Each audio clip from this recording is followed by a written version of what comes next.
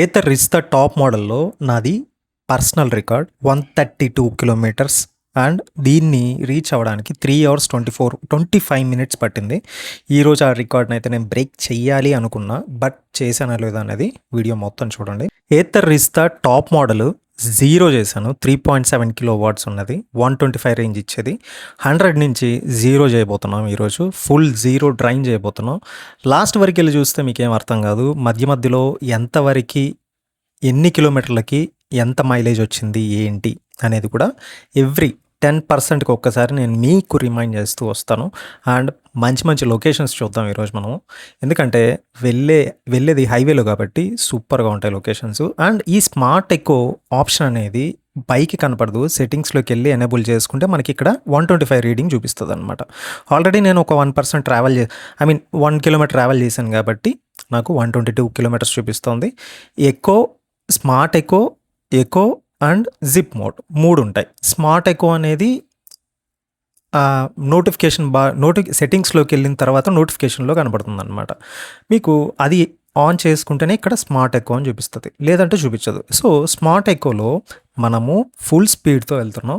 Full charge ఉంది కాబట్టి మంచిగా 55-60 కూడా వస్తుంది.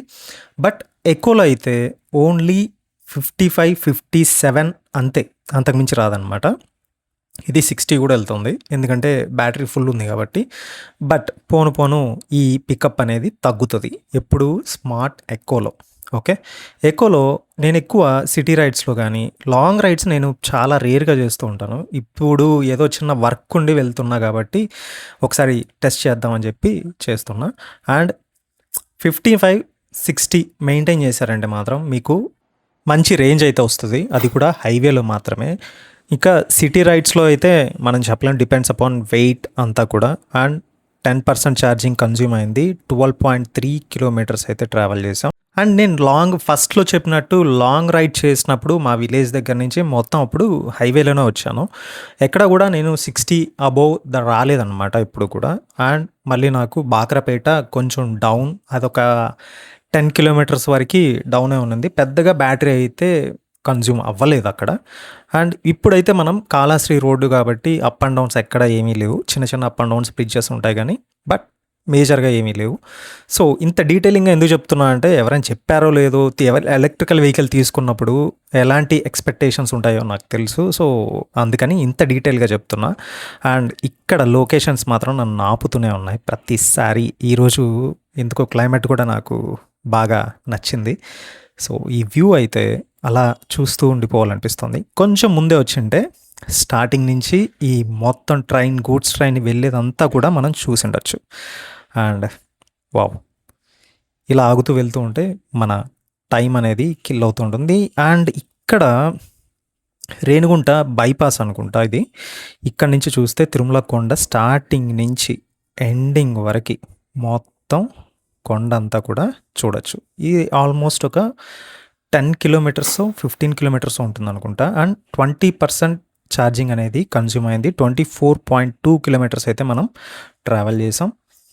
అండ్ హైవేలోనే వెళ్తున్నాం, ఎక్కడ సర్వీస్ రోడ్ కూడా తీసుకోవట్లేదు. అండ్ రోడ్ మొత్తం ఆల్మోస్ట్ కంప్లీట్ అయిపోయింది. ఇప్పుడు కొంచెం గ్యాప్ ఉంది ఎక్కడ అంటే బాక్రపేట అండ్ తిరుపతి, కొంచెం బ్యాలెన్స్ ఉంది. అది అయిపోతే బాగుంటుంది అనిపిస్తుంది. ఎందుకంటే ఇక్కడ నెల్లూరు నుంచి వెళ్ళే వాళ్ళు కానీ చెన్నై నుంచి వచ్చేవాళ్ళు కానీ చాలా మంచి రోడ్లు ఉన్నాయన్నమాట ఇప్పుడు. అండ్ టోల్ గేట్ కూడా క్రాస్ చేసాం. 30% ఛార్జింగ్ కన్జ్యూమ్ అయింది. 37.8 కిలోమీటర్స్ అయితే వచ్చాం. అండ్ ఇక్కడ ఏంటంటే ఎక్కువ దూరం పికప్ చేసినప్పుడు ఏమవుతుందంటే నేను గమనించింది ఏంటంటే స్మార్ట్ ఎకోలో బ్యాటరీ ఫుల్ ఉన్నప్పుడు బాగా పికప్ వస్తుంది. కొంచెం అంతా కూడా పికప్ మెల్లమెల్లగా స్మార్ట్ ఎకోలో తగ్గుతూ ఉంది. నేను మళ్ళీ ఎకో మోడ్లోకి కూడా షిఫ్ట్ అవ్వలేదు, ఎందుకంటే ఫస్ట్ ఈ స్మార్ట్ ఎకోలో చెక్ చేద్దాం ఎలానో వచ్చాం కదా, ఓన్లీ స్మార్ట్ ఎకోనే యూస్ చేశాను. ఎక్కడ కూడా జిప్ మోడ్ కూడా చాలా రేర్గా యూస్ చేశాను అనమాట. అండ్ కాళహస్త్రి స్టార్టింగ్ పాయింట్కి అయితే వచ్చాం. అండ్ ఆర్చ్ లోపలికి ఎంటర్ అవబోతున్నాం. నెక్స్ట్ ఇంకోటి ఏంటంటే ఇక్కడికి వచ్చేసరికి 41.7 కిలోమీటర్స్ అంతా వచ్చింది అనుకుంటా. నేను ఓన్లీ బైపాస్ ఎక్కడో ఒక చోట తీసుకున్నట్టున్నా. నేను కొంచెం కన్ఫ్యూజ్ అయ్యాను ఈ రోడ్డు. బట్ లోపలికి అయితే వచ్చాం. ఇక్కడ ఈ వర్షం పడినప్పుడు మాత్రం అస్సలు మిస్ అవ్వకండి. తిరుమలని మిస్ అవ్వకండి. శ్రీకాళహస్తిని కూడా అస్సలు మిస్ అవ్వకండి. చాలా బావుంటుంది. దర్శనం చేసుకున్న తర్వాత మీరు చాలా మంచి, మంచి, మంచి లొకేషన్స్ చూస్తారు. చాలా పీస్‌ఫుల్‌గా ఉంటుంది. గ్రీనరీ ఎక్కడికెళ్ళినా గానీ గ్రీనరీ మాత్రం వావ్! అనిపిస్తాయి మన దగ్గర. అంత బావున్నాయి. నేను కాళహస్త్రికి చాలా తక్కువ టైమ్స్ వెళ్ళాను. 1 ఆర్ 2 టైమ్స్ ఏమో వెళ్ళాను. చిన్నప్పటి నుంచి తిరుపతిలో ఉన్నా చాలా తక్కువ సార్లయితే నేను విజిట్ చేశాను. బట్ మీరెన్ని సార్లు విజిట్ చేశారో ఒకసారి కామెంట్ సెక్షన్‌లో కామెంట్ చేయండి.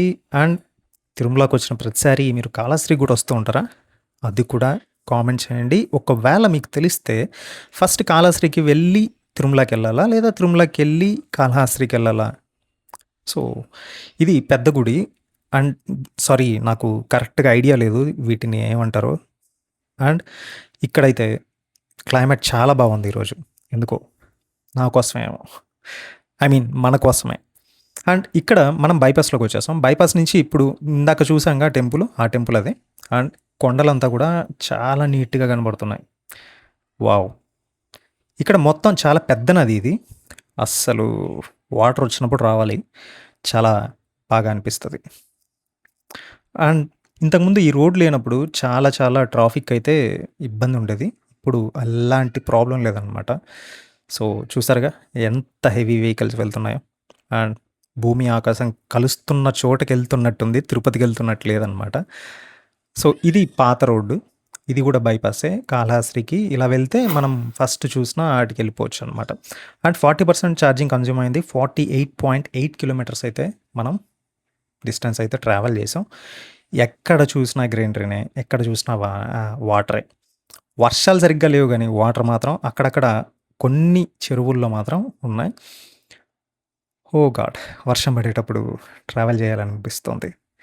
మీకు కూడా అలానే అనిపిస్తుందా? ఎవరు చెప్పారండి? ఇక్కడ లొకేషన్స్ జూన్, జూలై, ఆగస్టు, సెప్టెంబర్‌లో రావాలి. ఎందుకంటే వరి పంటలు ఎక్కడ పడితే అక్కడ ఏస్తారు. ఫోటోషూట్లు కావాలంటే ఇక్కడికొచ్చేసేయండి. బైపాస్ పక్కనే ఇది ఉండేది. కాళహస్త్రికెళ్ళే ముందొస్తది. అస్సలు మీరు ఫోటోలు వద్దన్నా దిగుతూనే ఉంటారు అమ్మాయిలైతే. అండ్ రీల్స్ కూడా చేసుకోవచ్చు. కాళహస్త్రిలో ఉన్న వాళ్ళు ఎవరు రీల్స్ చేయట్లేదనుకుంటా ఇక్కడికొచ్చి. అండ్ 50% ఛార్జింగ్ కన్జ్యూమ్ అయింది. 59.2 కిలోమీటర్స్ అయితే ట్రావెల్ చేసాం. సో, నేను ఎక్కడ కూడా 60 అయితే దాటలేదు స్పీడు. 60 లోపే ఉంది. 60, 50 బిట్వీన్‌లోనే వెళ్తున్నా. అప్పుడప్పుడు ఇక 40కి మెల్లమెల్లగా స్మార్ట్ ఎకోలో డ్రాప్ అవుతూ ఉంది పికప్. అయినా గానీ నేనైతే ఎకో మోడ్‌లోకి కూడా చేంజ్ చేసుకోలేదు.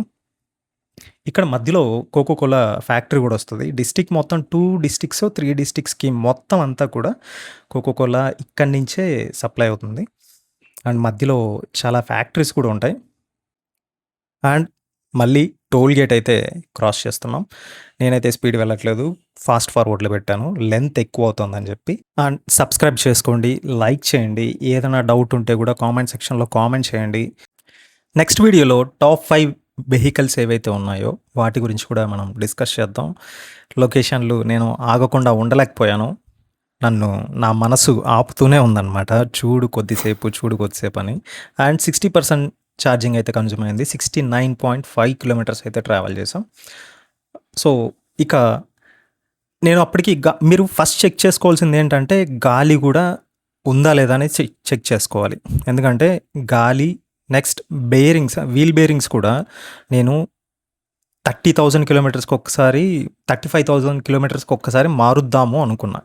కానీ మార్చమని వాళ్ళకి చెప్తే వాళ్ళు లేదు సార్ బాగున్నాయి. దీన్నే యూజ్ చేయండి అని చెప్పారు. అండ్ 70% ఛార్జింగ్ కన్జ్యూమ్ అయింది.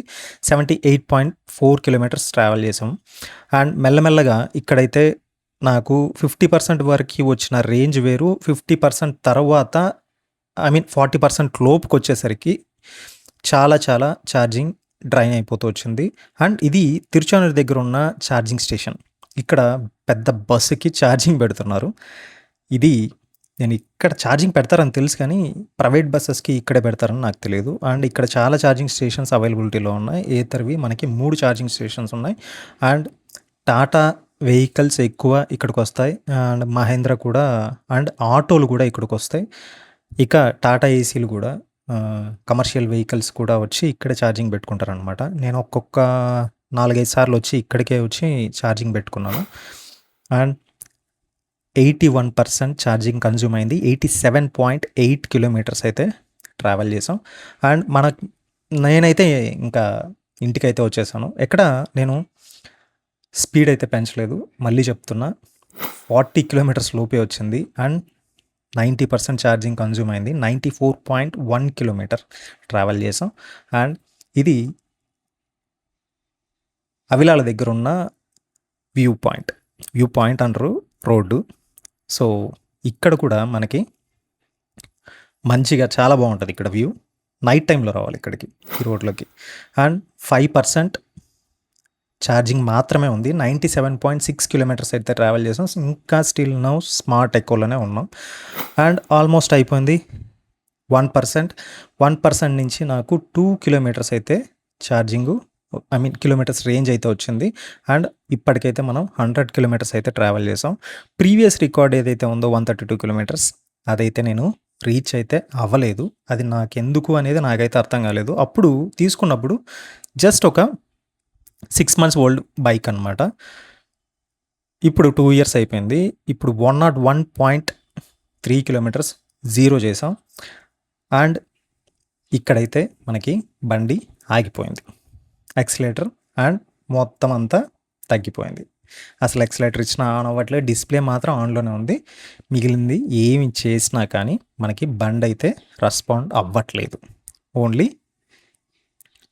ఆగిపోయింది. ఇంకా తోసుకొని వెళ్ళి ఛార్జింగ్ పెట్టాలి.